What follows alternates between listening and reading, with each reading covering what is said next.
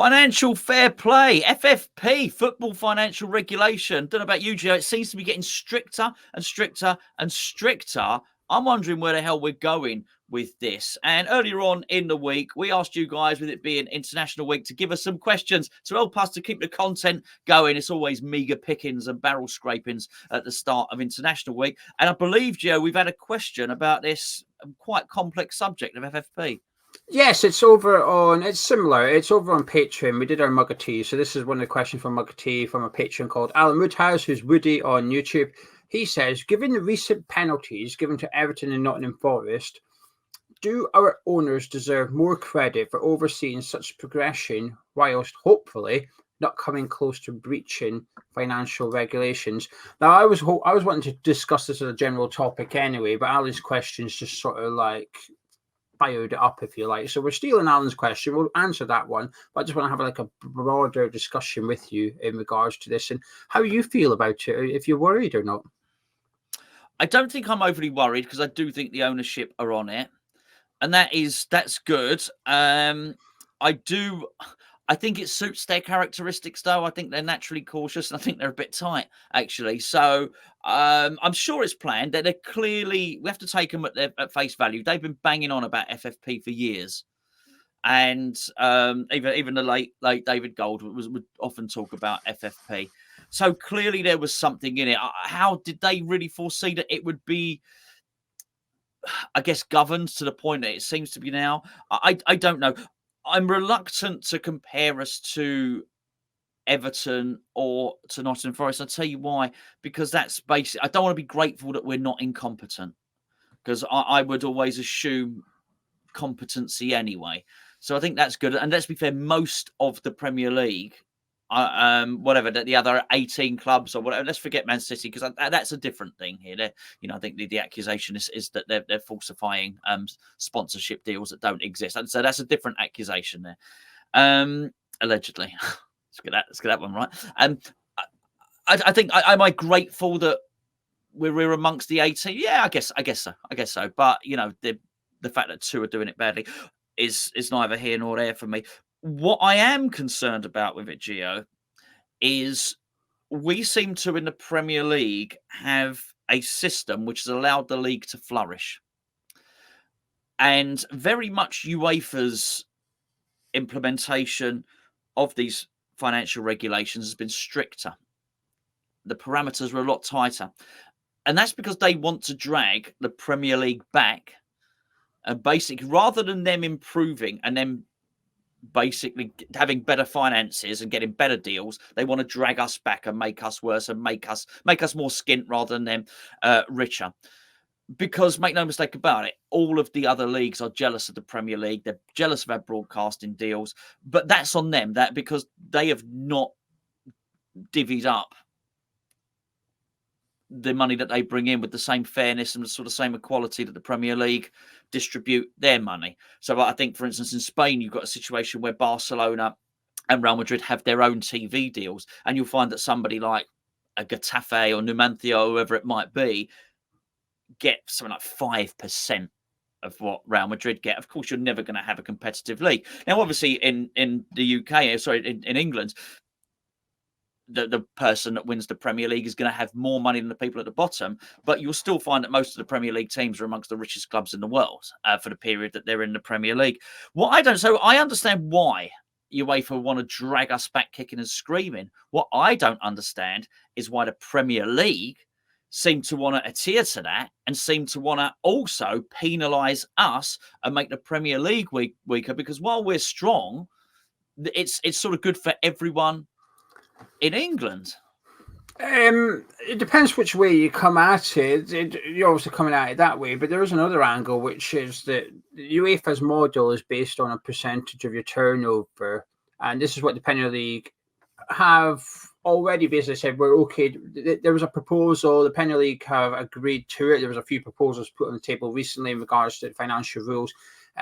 Premier League shareholders, which is the 20 clubs, accepted some and rejected some. We'll get on to one of the rejected ones in a minute, because West Ham were one of the teams that said no, and Sullivan's also been opening his mouth regarding government regulation. But the model essentially will eventually be UEFA's tiered because they brought it in. They can't just go straight to 70%. So it's incremental. So every year it gets a little bit of a less percentage to allow clubs to plan. So eventually, the model they will adhere to is that 70% of your turnover can be used on transfers and wages.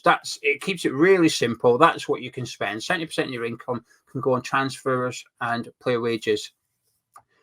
But I think what will allow the Premier League to continue to have an advantage over a lot of European teams, not all of them, but a lot of them, is that, well, our income is still a lot greater than yours. So our 70% is a hell of a lot more than what your 70% is. So we can still afford big transfer fees. We can still afford big wages, which you cannot afford because your income isn't up there. And that's the problem. As you just said, the UEFA's issue is that the Italian teams don't get as much income as the English teams. Well, that's not going to change. That's still going to be the same. There's still going to be a discrepancy between the Premier League. When you've got average clubs in the Premier League, you finish 12th, you'll probably earn more money than finishing in a Champions League spot in the Bundesliga. And that's shouldn't really be happening, but it is happening.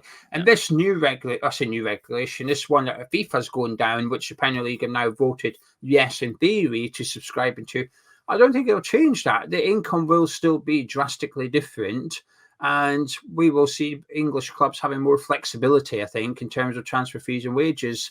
The thing I've got an issue with is that we're changing the rules again for the third time in about 2 years. We're changing the financial rules. So this one they're now looking to go to. Well, for how long for? Is it another year? Then we're going to have another vote because actually some of the clubs are unhappy with that one. So let's have another proposal. Everton's trust at the minute, the fans community are kicking it off because it's like, well, we've been punished already. We might be able to be punished again.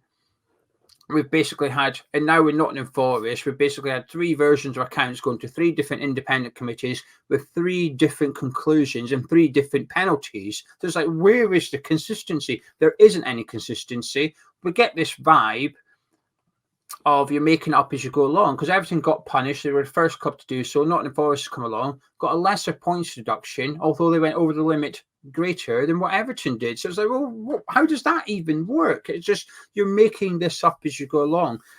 To answer Alan's question, do the board deserve credit? To some, but like Gonzo said, I'm not going to start applauding them for not breaking rules and for making the club skint. I find it difficult to say, well done, you have not violated financial regulations. That is the minimum I expect. That is the minimum. It's the equivalent of applauding a goalkeeper for making a save from a shot from 40 yards. Fantastic. It's not really. I expect him to pick that up. And it's just the same with the board. I expect them to adhere to these financial regulations. They've always banged on about it, but I'll tell you what, just because today Nottingham Forest and Everton have been punished, it doesn't mean that 8 years ago David Sullivan was right not to sign players. He hasn't looked into the future and seen this coming. He's used it as an excuse to not spend money. Absolutely. And the fact is, it's taken this long for him to be proven correct. Yeah. It doesn't add up for me. I think these cases are Nottingham Forest have done wrong, Everton have done wrong, Chelsea look like they might be able to be punished, Villa, Wolves, there's a lot of clubs under pressure.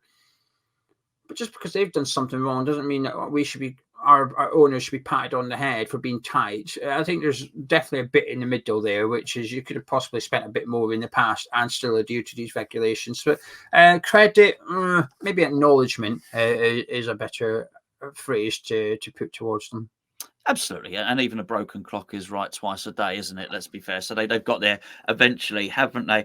There is one further question which I'm going to ask you in just a second, Gio, actually, and it's something I really want an answer to. It's something that's been at the forefront of my mind since these financial fair play regulations, particularly the ratcheting down to 70%, has become evident. I think there's a very, very clear question which I would like answering. Maybe you know the answer.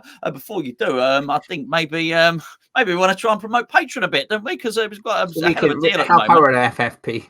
We do help our FF. But you tell us, Gio, why should people be joining Patreon? It's our third channel, more videos over there. You can get into the biggest thing I think at the minute is our prediction competition. It's a new thing we started trialing because we want to increase engagement from the existing patrons.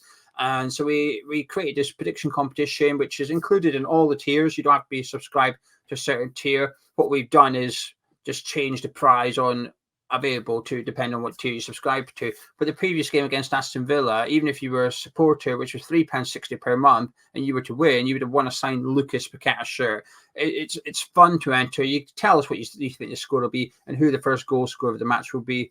And we have one overall winner. We've given away a signed Sufal shirt, a signed Areola shirt. We've given away a signed Tony Gale book, a Martin Noble print. We've given away a few prizes already. And there's a signed Lucas Paqueta shirt up for the Newcastle game, which will be the first game back after international break. So that's what I think is the biggest thing at the minute. But there's lots of content over there, as Gonzo's will tell you about as well. But from £3.60, less than £1 a week, it allows us to keep creating content every day, 2 videos across 2 different YouTube channels for free.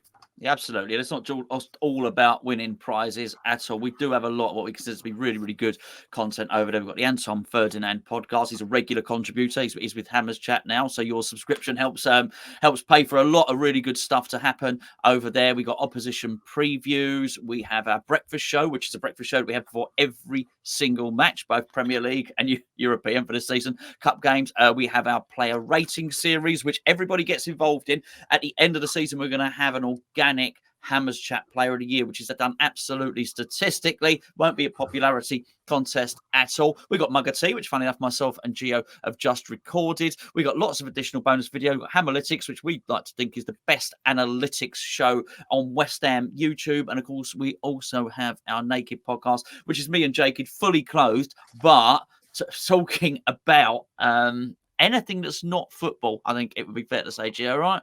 Yes, I enjoy it. Anyway, patreon.com/HamsChat. Links in the description below. What's your big question? I'm intrigued by this. We've got a 7-day free trial, by the way.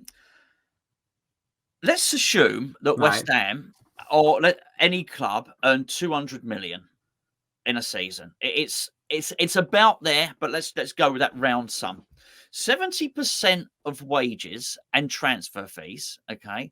If I've got this my maths are correct, that leaves a surplus of 60 million. Now, I'm assuming that 60 million can be spent on other things, can be spent on training facilities and stadium upgrades, coaching, scouting, academy, that sort of thing. There is no way, and I do make the 200 million a conservative estimate, by the way. So West Ham earned more than 200 million last season, but 200 million is good because it gives us a round figure. There is no way that you can spend 60 million every season on that stuff. You just cannot. So at some point, the football clubs are going to start to make a profit. I say at some point, within the first season of it being 70%, some of the football clubs will start making a profit. Now, there's going to be some people that think, well, that's no bad thing, right? However, I think we're into really interesting territory here as a football club, which is really a byproduct of originally a community sporting club, and something that basically that the patrons are the fans. That's how it is. The only way I can see you're going to eventually get rid of those profits is by paying directors' dividends. I do wonder, and you asked earlier on, when will they change the rules again? That's when they will have to change the rules again. Because if you get to a situation where, let's say, a Premier League club has 60 million, I think, okay, they will know that this is going to be a bad look if we pay ourselves 60 million this year for running this football club. It's a bad look. Let's chuck 5 million at the academy. Let's do this. Let's do that. You still may well find that they're divvying up in terms of dividends 30 million pounds. So what's your question? Because I've just got the answer for you. Go on then. Well, you know what my question is. What the hell are they going to do with that money? Because that the fans will not allow that to happen. It kind of answers that one, but what it does do is I think it calms your fears here. Okay. It says only a club's outgoings in transfers, employee benefits, including wages, financial costs, and dividends will be counted over income. So the dividends will be included in that 70%. So if the board start taking a load of money, that counts. Okay. As transfer fees. And it says what won't be included is infrastructure, training facilities, or youth development. Now, I don't know what youth development aligns to is the under 21s wages included in that or not, because you could argue it's youth development. But I agree with you, 30% is a hell of a lot of money when you're earning 200 million, like you said, 60 million. What you possibly spending that on every season? Not on infrastructure, you couldn't possibly, not every season. Well, we've got £5 million of rent. There you go. Left.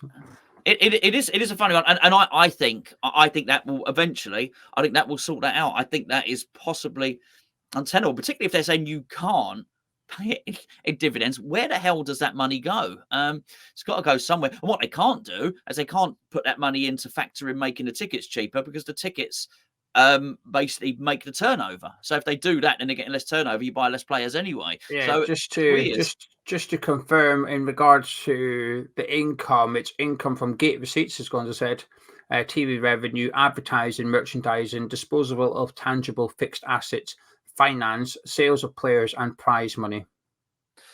I think the natural progression for this, and it has to be, otherwise they got problems, that if you have balance in the bank, if what this is all about is making sure clubs don't go bankrupt.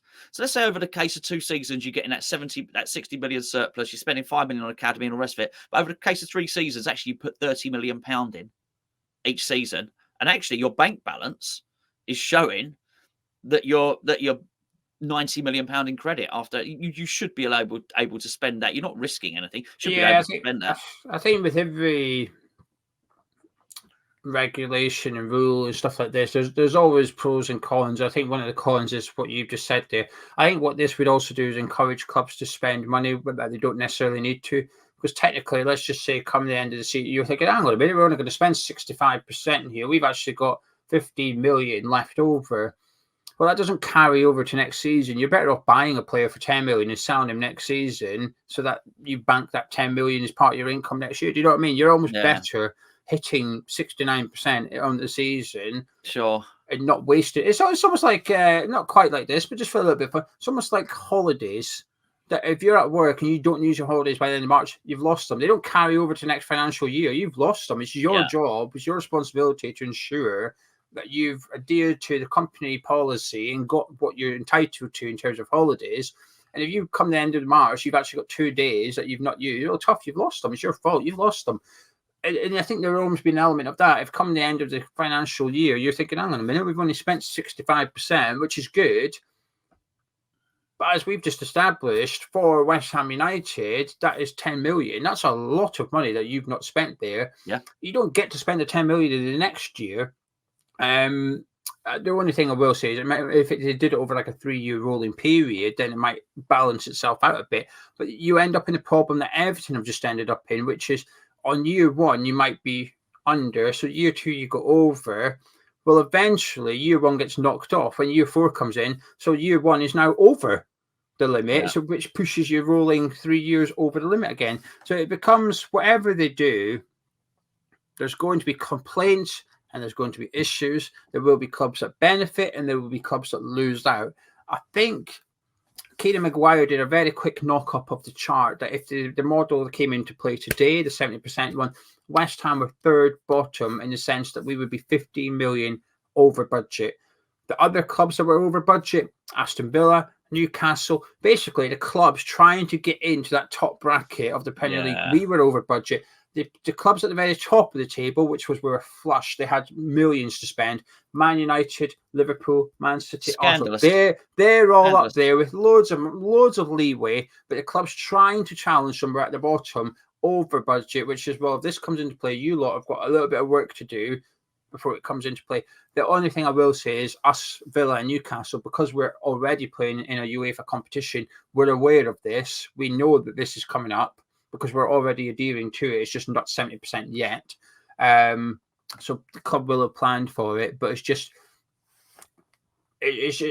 forcing clubs like West Ham and Newcastle. No, you're not allowed up here. Stay down there. We can spend 40 million and we're okay. You've got to save 15 million. Good luck. It's a scandalous ambition killer. I think it's disgusting.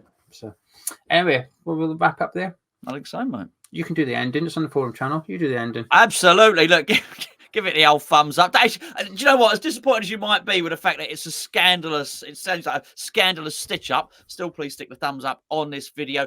Please go and check out our Patreon, as Gio was describing earlier on. Link is in the description below. And thanks ever so much for all of your wonderful ideas. Keep us going on this international break.